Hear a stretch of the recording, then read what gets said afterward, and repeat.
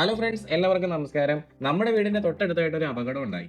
അല്ലെങ്കിൽ നമ്മുടെ വീട്ടിലൊരു കള്ളം കയറി, അല്ലെങ്കിൽ തൊട്ട അയൽവക്കത്തെ വീട്ടിലൊരു കള്ളം കയറി. നമ്മുടെ വീട്ടിലെ വെച്ചിരിക്കുന്ന ക്യാമറയിൽ എന്തെങ്കിലും ഒരു തുമ്പ് കിട്ടുമെന്ന് അറിയാൻ വേണ്ടിയിട്ട് നമ്മൾ പോയി നോക്കുന്ന സമയത്ത് ഒരു 50% ആൾക്കാർക്കും അതിൽ നിന്ന് ക്ലിയർ ആയിട്ടുള്ള ഒരു വീഡിയോ കിട്ടാറില്ല. അതിന് പ്രധാനമായിട്ടും ഞാൻ കണ്ടേക്കുന്നത് 7 കാര്യങ്ങളാണ് കേട്ടോ. 7 ഇൻസ്റ്റലേഷൻ മിസ്റ്റേക്കുകൾ. അപ്പൊ ഇന്നത്തെ ഒരു വീഡിയോ നിങ്ങൾ പൂർണ്ണമായിട്ടും കാണുകയാണെന്നുണ്ടെങ്കിൽ തീർച്ചയായിട്ടും അങ്ങനത്തെ മിസ്റ്റേക്ക് ഇല്ലാതെ നിങ്ങൾക്ക് ക്യാമറ ഇൻസ്റ്റലേഷൻ ചെയ്യാം.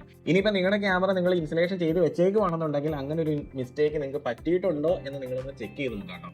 ഈ പറയാൻ വേണ്ടി പോകുന്ന കാര്യങ്ങൾ പല പല വീഡിയോയുടെ ഇടയിൽ ഞാൻ ഇടയ്ക്കിടയ്ക്കൊക്കെ പറഞ്ഞു പോയിട്ടുള്ള കാര്യം തന്നെയാണ്. പക്ഷെ എന്നാലും അതെല്ലാം കൂടെ കൂട്ടിച്ചേർത്തുകൊണ്ട് ഒരു സിംഗിൾ വീഡിയോ ആയിട്ട് നിങ്ങൾക്ക് ഞാൻ പറഞ്ഞു തരാൻ വേണ്ടി പോവാണ്. കഴിഞ്ഞ 10 വർഷമായിട്ട് ഈ ഒരു ഫീൽഡിൽ വർക്ക് ചെയ്യുന്ന ഒരു വ്യക്തി എന്നുള്ള നിലയിൽ നിങ്ങൾക്ക് ഈ ഒരു കാര്യത്തിൽ എനിക്ക് പൂർണ്ണമായിട്ടും നിങ്ങളെ സഹായിക്കാൻ സാധിക്കുന്നതാണ് കേട്ടോ. അപ്പൊ എല്ലാവർക്കും നെക്സ സിസ്റ്റത്തിന്റെ പുതിയൊരു വീഡിയോയിലേക്ക് ഒരിക്കൽ കൂടി സ്വാഗതം.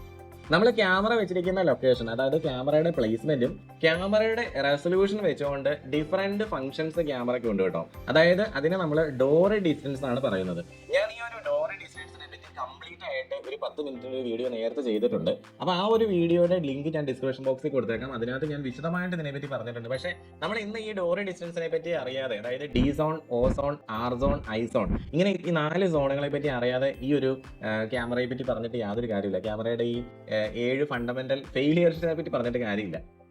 ഡി സോൺ എന്ന് പറഞ്ഞാൽ ഡിറ്റക്ഷൻ സോൺ എന്നാണ് അർത്ഥം. അതായത് നമ്മളിപ്പോൾ ഒരു എക്സാമ്പിൾ ആയിട്ട് ഇവിടെ എടുക്കാൻ വേണ്ടി പോകുന്നത് ഒരു 4 mega pixel camera, 4 MB resolution. അപ്പോൾ ഇവിടെ ഞാനൊരു പർട്ടിക്കുലർ സ്പെസിഫിക്കേഷൻ ഉള്ള ഏതെങ്കിലും ഒരു ബ്രാൻഡ് ക്യാമറയെ പറ്റി അല്ല നിങ്ങളോട് പറയുന്നത്. ഏത് ക്യാമറ വേണമെങ്കിലും നിങ്ങൾക്ക് എടുക്കാം. അപ്പോൾ അതിനകത്ത് ആവറേജ് ഒരു 31 മീറ്റർ മുതൽ 78 മീറ്റർ വരെ ആയിരിക്കും ഈ ഒരു ഡി സോൺ എന്ന് പറയുന്നത് കേട്ടോ.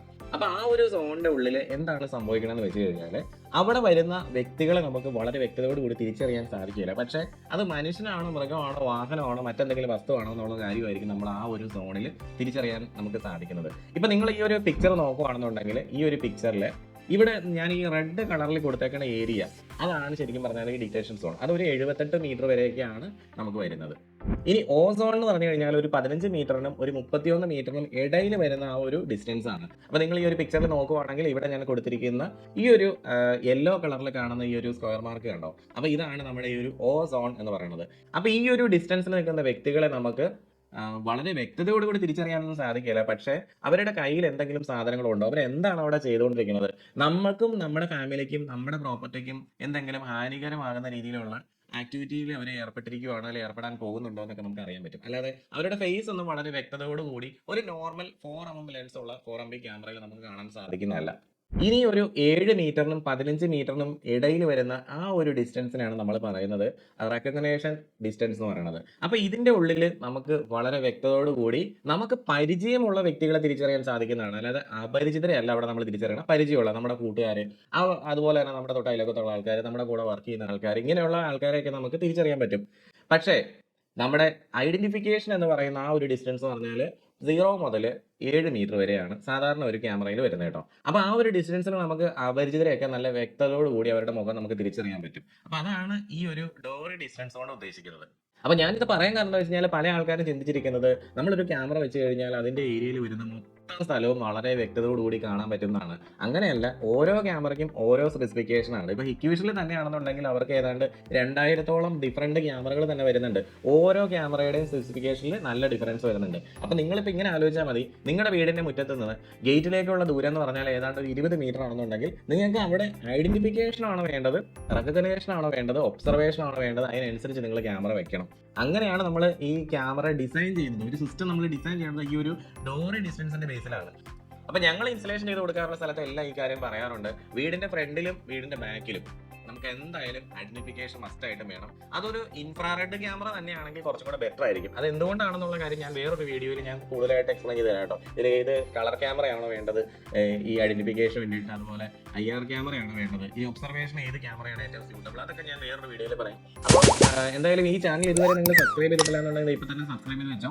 എന്നാൽ അടുത്ത ദിവസത്തെ വീഡിയോയിൽ ഞാൻ ആ കാര്യങ്ങളൊക്കെ എക്സ്പ്ലെയിൻ ചെയ്യാം കേട്ടോ. അപ്പോൾ എന്തായാലും നമുക്ക് അടുത്ത കാര്യം എന്ന് പറഞ്ഞാൽ ഇതിനേക്കാൾ കുറച്ചുകൂടി ഇമ്പോർട്ടൻ്റ് ആയിട്ടുള്ള കാര്യമാണ്. നമുക്ക് അടുത്ത പോയിന്റിലേക്ക് പോകാം. പിന്നെ പല ആൾക്കാരും കാണിക്കുന്ന വലിയൊരു മണ്ടത്തരം എന്ന് പറഞ്ഞാൽ നമ്മൾ ക്യാമറയെ വളരെയധികം സേഫ് ആക്കാൻ വേണ്ടിയിട്ട് 2ാം നിലയുടെയൊക്കെ മുകളിൽ കയറ്റി നമ്മൾ ക്യാമറ കൊണ്ടുവയ്ക്കും.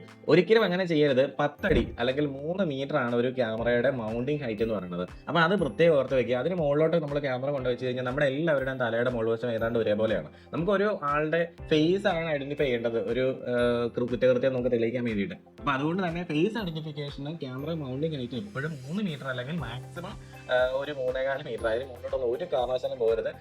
ഒരു കറക്റ്റ് ആയിട്ടുള്ള ഒരു ഒപ്റ്റിമം ഹൈറ്റ് എന്ന് പറഞ്ഞാൽ അത് 10 ഫീറ്റ് ആണ് കേട്ടോ.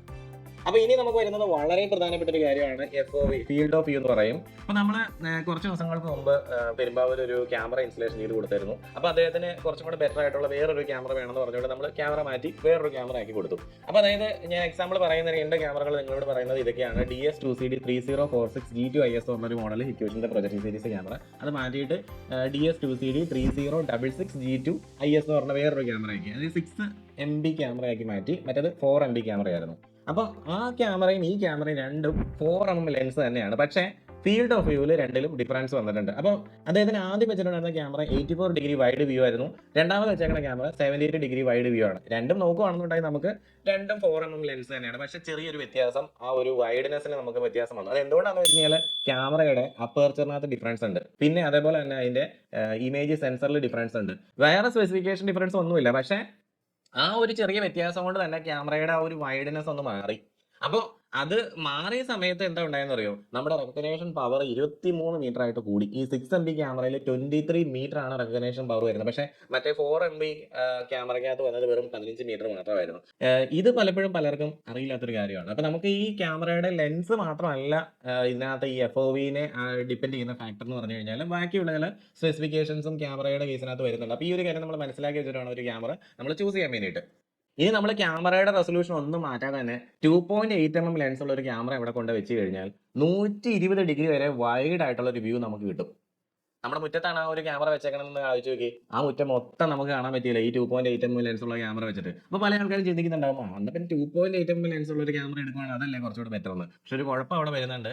നമ്മുടെ വീടിന്റെ ഗേറ്റിൽ നിന്ന് കയറി വരുന്ന ആൾക്കാരുടെ ഫേസ് ആണ് നമുക്ക് ഐഡന്റിഫിക്കേഷൻ ചെയ്യേണ്ടത്, റെക്കഗ്നൈസ് ചെയ്യേണ്ടത്, തിരിച്ചറിയേണ്ടതുണ്ടെങ്കിൽ അവിടെ നമുക്ക് ആ ഒരു റെക്കഗ്നേഷൻ പവർ ഒന്ന് കുറയും. അതായത് ക്യാമറയുടെ ലെൻസ് വൈഡർ ആയിക്കൊണ്ടിരിക്കും തോറും നമുക്ക് ദൂരേക്കുള്ള വ്യൂ കുറഞ്ഞു വന്നുകൊണ്ടിരിക്കും. അത് അതിനകത്തൊരു ഫാക്ടർ തന്നെയാണ്. അപ്പം നിങ്ങൾക്ക് വേണ്ടത് ഏത് രീതിയിലാണ് നിങ്ങൾ നോക്കണം. നിങ്ങൾക്ക് ഗേറ്റിൽ നിന്ന് കയറി വരുന്ന ആൾക്കാരുടെ ഫേസ് ആണോ കിട്ടേണ്ടത്? അങ്ങനെയാണെങ്കിൽ നിങ്ങൾ പവർ കൂടിയ ലെൻസ് ഉള്ള ക്യാമറകളിലേക്ക് പോകണം എന്നാണ് ഞാൻ ഈ പറഞ്ഞു വരുന്നത്. അതായത് റെസൊല്യൂഷനിൽ മാത്രമൊന്നുമല്ല ഡിഫറൻസ്, അവിടെ നമുക്ക് ലെൻസും ആ ക്യാമറയുടെ അപ്പേർച്ചറും അതുപോലെ തന്നെ ക്യാമറയുടെ ഇമേജ് സെൻസറിലും എല്ലാത്തിലും ഡിപ്പെൻഡ് ചെയ്തിട്ടാണ് ഒരു ക്യാമറ നമ്മൾ ചൂസ് ചെയ്യേണ്ടത്. അതെല്ലാം ഈ ക്യാമറയുടെ റെക്കഗ്നേഷൻ പവറിനെ ഡിറ്റർമൈൻ ചെയ്യുന്നുണ്ട്. ഇനി നമ്മുടെ ക്യാമറയുടെ ഇൻസ്റ്റലേഷന്റെ കാര്യത്തിലേക്ക് വന്നു കഴിഞ്ഞാൽ ഈ ക്യാമറ എന്തിനാണ് നമ്മൾ വെക്കുന്നത് എന്നുള്ള കാര്യം നിങ്ങൾ ഓർക്കുക. അതായത് നമുക്കൊരു മോഡറേറ്റ് സെക്യൂരിറ്റി ആണ് വേണ്ടത്, അതോ ടൈറ്റ് സെക്യൂരിറ്റി ആണ് വേണ്ടത്, അതൊരു മിനിമം സെക്യൂരിറ്റി ആണ് നമുക്ക് ആവശ്യം ഈ ക്യാമറ കൊണ്ട്. അപ്പോൾ നമുക്കൊരു മോഡറേറ്റ് സെക്യൂരിറ്റി ഒക്കെയാണ് ആവശ്യം വരുന്നതെങ്കിൽ വളരെ വില കൂടിയ ക്യാമറകളിലേക്ക് നമ്മൾ പോകണ്ട.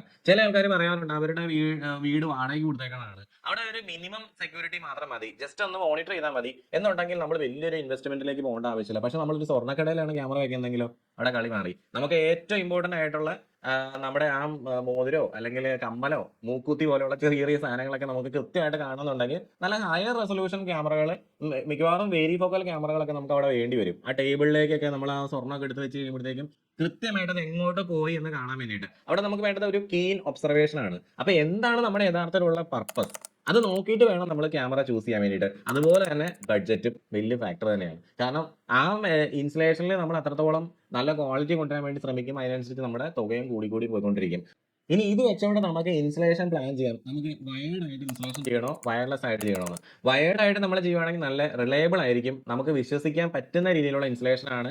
ആർക്കും ഹാക്ക് ചെയ്തുകൊണ്ടൊന്നും എളുപ്പത്തിൽ പോകാൻ പറ്റുന്ന രീതിയിലൊന്നും ആയിരിക്കില്ല. മാത്രമല്ല കൂടുതൽ കാലം നിലനിൽക്കുകയും ചെയ്യും, വാറണ്ടിയും കൂടുതലുണ്ട്. 3 വർഷം വരെയാണ് ഹിക്യൂഷന്റെ ഒക്കെ പ്രൊജക്ട് സീരീസ് ക്യാമറകളിൽ അവർ വാറണ്ടി കൊടുക്കുന്നത് വയേർഡ് ക്യാമറകൾക്ക്. അത് ഏറ്റവും കുറഞ്ഞ ക്യാമറയാണെങ്കിൽ പോലും സാധാരണ ഡിസ്ട്രിബ്യൂഷൻ സീരീസിൽ വരുന്ന ക്യാമറയാണെങ്കിൽ പോലും 2 കൊല്ലം വാറണ്ടി കൊടുക്കും. അതേസമയം വയർലെസ് ക്യാമറ ഞാൻ ആദ്യം പറഞ്ഞ പോലെ മിനിമം ചെയ്യുന്ന ആൾക്കാർക്കൊക്കെ വേണ്ടിയിട്ടുള്ളതാണ് കേട്ടോ. അവിടെ നമുക്കൊരു വളരെ ലോ എൻഡിൽ നമുക്ക് 2 ക്യാമറയോ 3 ക്യാമറയൊക്കെ നമുക്ക് വയ്ക്കാം. അതിൽ കൂടുതൽ നമ്പറിലേക്കൊന്നും ഒരു കാരണവശാലും നിങ്ങൾ വയർലെസ് ക്യാമറ പ്രിഫർ ചെയ്യരുത്. കൂടുതൽ കംപ്ലൈന്റ് വരും. കാരണം ഇത് സ്റ്റാൻഡ് അലോൺ ഇൻസ്റ്റലേഷൻസ് ആണ്. മാത്രമല്ല ആ ക്യാമറയ്ക്കുള്ളിൽ റെക്കോർഡ് ആവുന്ന വീഡിയോ ആർക്ക് വേണമെങ്കിലും മാനിപ്പുലേറ്റ് ചെയ്യാം, അത് എടുത്തുകൊണ്ട് വരെ പോകാൻ പറ്റും. അപ്പൊ അങ്ങനെയുള്ള കുറെ പ്രശ്നങ്ങളൊക്കെ അതിൽ വരുന്നുണ്ട്. അപ്പൊ നമ്പർ കൂടുന്നതിനനുസരിച്ച് നമ്മൾ എന്തായാലും ഒരു റിലയബിൾ ആയിട്ടുള്ള ഒരു ഇൻസ്റ്റലേഷനിലേക്ക് നിങ്ങൾ പോകാൻ വേണ്ടി നോക്കുക. പിന്നെ നമ്മൾ ക്യാമറ ചൂസ് ചെയ്യുന്ന സമയത്ത് ഇപ്പൊ നമ്മുടെ ലേറ്റസ്റ്റ് ആയിട്ടുള്ള ടെക്നോളജി AI ടെക്നോളജി, അതായത് ആർട്ടിഫിഷ്യൽ ഇന്റലിജൻസ് ക്യാമറകൾ, ഹ്യൂമൻ വെഹിക്കിൾ ടാർഗറ്റ് ക്ലാസിഫിക്കേഷൻ ഉള്ള ക്യാമറകൾ ഉപയോഗിക്കാൻ വേണ്ടി നോക്കുക.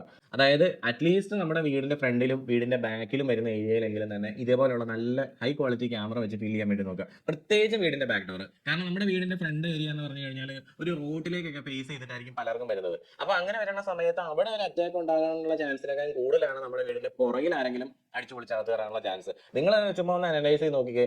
ഏറ്റവും കൂടുതൽ വീട്ടിൽ കള്ളന്മാരി ഇറങ്ങണ വീടിന്റെ ബാക്ക് ഡോർ കുത്തിപ്പൊളിച്ചിട്ടോ അല്ലെങ്കിൽ മറ്റ് വീടിന്റെ മുകളിലുള്ള ഏതെങ്കിലും ഡോറൊക്കെ കുത്തിപ്പൊളിച്ചിട്ടാണ്. അപ്പൊ നമ്മൾ ആ കള്ളനെ പോലെ ഒന്ന് ചിന്തിക്കണം ഇടയ്ക്കെങ്കിലും, എന്നിട്ട് വേണം നമ്മൾ ക്യാമറ എടുത്ത് വെക്കാൻ വേണ്ടിയിട്ട്. അപ്പോൾ നല്ല ക്യാമറ നമ്മൾ ഈ നോട്ടിഫിക്കേഷൻ നമുക്ക് ആവശ്യമുള്ള സ്ഥലത്ത് നമ്മൾ വെക്കുക. നമുക്ക് എവിടെയാണോ നോട്ടിഫിക്കേഷൻ ആണ്, ഓരോരുത്തർക്കും ഓരോ രീതിയാണല്ലോ. ഒരാളുടെ വീട് ഇപ്പൊ ഞാൻ താമസിക്കുന്ന വീടിന്റെ പുറകിലാണെന്നുണ്ട് അതിന്റെ പുറകിൽ കുറെ ചേമ്പലക്കാടും ചതുപ്പുമാണ്. അപ്പൊ അത് ആ ഒരു ഏരിയയിലേക്ക് ഞാൻ ഏറ്റവും ബെസ്റ്റ് ആയിട്ടുള്ള ഒരു ക്യാമറ ചൂസ് ചെയ്യും, അവിടെ മൊത്തമായിട്ട് കാണുന്ന രീതിയിൽ. അതുപോലെ തന്നെ അവിടെ എനിക്ക് വേറെ വീടുകളൊന്നും ബാക്ക് ഏരിയയിലേക്ക് ഇല്ലാത്തത് കൊണ്ട് തന്നെ അവിടെ വേറെ വെട്ടമൊന്നുമില്ല.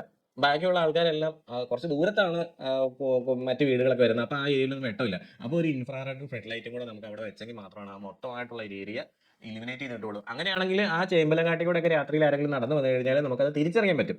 അപ്പൊ ഈ രീതിയിൽ നമ്മൾ ഓരോ വീടിനും, നിങ്ങളുടെ വീട് എങ്ങനെയാണോ വരുന്നത് ആ വീടിനനുസരിച്ച് വേണം നമ്മളൊരു സിസ്റ്റം ബിൽഡ് ചെയ്യാൻ വേണ്ടിയിട്ട്. അല്ലാതെ വേറൊരുത്തന്റെ വീട്ടിൽ വെച്ചാണ് ക്യാമറ എടുത്തിട്ട് നമ്മുടെ വീട്ടിൽ കൊണ്ടുവച്ച് കഴിഞ്ഞാൽ ഒരിക്കലും അതൊരു സ്യൂട്ടബിൾ ആയിരിക്കില്ല എന്നാണ് നമ്മൾ മനസ്സിലാക്കുക. അപ്പൊ ഇത്രയും കാര്യങ്ങളൊക്കെ നോക്കിയിട്ട് നമുക്ക് ഈ കള്ളന്മാർക്ക് പെട്ടെന്ന് എടുത്തുകൊണ്ട് പോകാൻ പറ്റാത്ത രീതിയിൽ വേണം നമ്മൾ NVR കൊണ്ടുവയ്ക്കുന്നത്. അല്ല എല്ലാവരും കാണുന്ന രീതിയിൽ എൻ്റെ വീട്ടിൽ ക്യാമറ ഉണ്ടെന്ന് കാണിക്കാൻ വേണ്ടിയിട്ട് NVR ഒക്കെ കൊണ്ടുവന്നിട്ട് വീടിന്റെ ഫ്രണ്ടിൽ TVയുടെ ഒക്കെ എടുത്ത് കൊണ്ട് വെച്ച് കഴിഞ്ഞാൽ നാളെ കോട്ടയത്തൊക്കെ കള്ളം കയറിയിട്ടപ്പോഴത്തേക്കും ആദ്യം തന്നെ ആ DVR സിസ്റ്റം എടുത്ത് കൊണ്ട് കുളത്തിൽ കൊണ്ട് കളഞ്ഞു. അപ്പോൾ അങ്ങനെയുള്ള സിറ്റുവേഷൻ ഉണ്ടാകാനുള്ള ചാൻസസ് കൂടുതൽ. അതുകൊണ്ട് തന്നെ നമ്മളൊരു ഹൈഡഡ് ആയിട്ടുള്ള ഒരു പ്ലേസിലേക്ക് കൊണ്ടുവയ്ക്കാൻ വേണ്ടി നോക്കാം. അതുപോലെ തന്നെ ഇൻസ്റ്റലേഷൻ ചെയ്യുമ്പോഴത്തേക്കും നമ്മളൊരു നെറ്റ്വർക്ക് റാക്കിന്റെ ഉള്ളിൽ കയറ്റി അത് സുരക്ഷിതമായിട്ട് പൂട്ടി അങ്ങ് വെച്ച് കഴിഞ്ഞാൽ, പൂട്ട് പൊളിച്ച് ആരെങ്കിലും എടുത്തോണ്ട് പോകാണെങ്കിൽ പോട്ടെ, പക്ഷെ അതിനൊരു ബാക്കപ്പ് റെക്കോർഡിംഗ് കൂടെ നമുക്ക് ചെയ്യാൻ പറ്റും. അതായത് നാസ് സെർവറിലേക്കോ അല്ലെങ്കിൽ മറ്റേതെങ്കിലും സിമിലർ ആയിട്ടുള്ള ഒരു NVR കൂടെ മേടിച്ചിട്ട് ഇപ്പൊ നമ്മളൊരു 16 ക്യാമറയുടെ ഒരു സിസ്റ്റം നമ്മൾ ചെയ്തേക്കുക.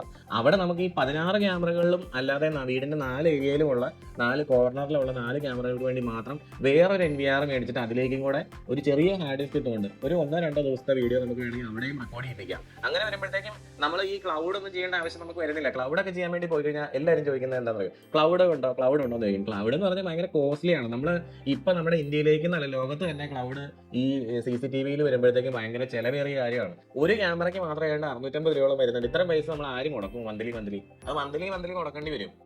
അപ്പൊ 2 ക്യാമറ വെക്കുകയാണെങ്കിൽ നമ്മൾ ക്ലൗഡിലേക്ക് റെക്കോർഡ് ചെയ്യുകയാണെങ്കിൽ മന്ത്ലി നമ്മൾ 1300 രൂപ കൊടുക്കാൻ വേണ്ടി നമുക്ക് ആർക്കും പറ്റുന്നില്ല. അതുകൊണ്ട് നമ്മൾ എന്ത് ചെയ്യുന്നത് വെച്ചാൽ ഒരു 4 ചാനൽ NVR മേടിക്കുക, അതുപോലെ തന്നെ ഒരു ചെറിയൊരു 1 TB ഹാർഡ് ഡിസ്ക് മേടിച്ചിട്ട് വീടിന്റെ ബെഡ്റൂമിലോ മറ്റേതെങ്കിലും ഒരു സ്ഥലത്ത് കൊണ്ടുവന്നിട്ട് നമ്മൾ ആരും അറിയാതെ രഹസ്യമായിട്ട് റെക്കോർഡ് ചെയ്യിപ്പിക്കണം.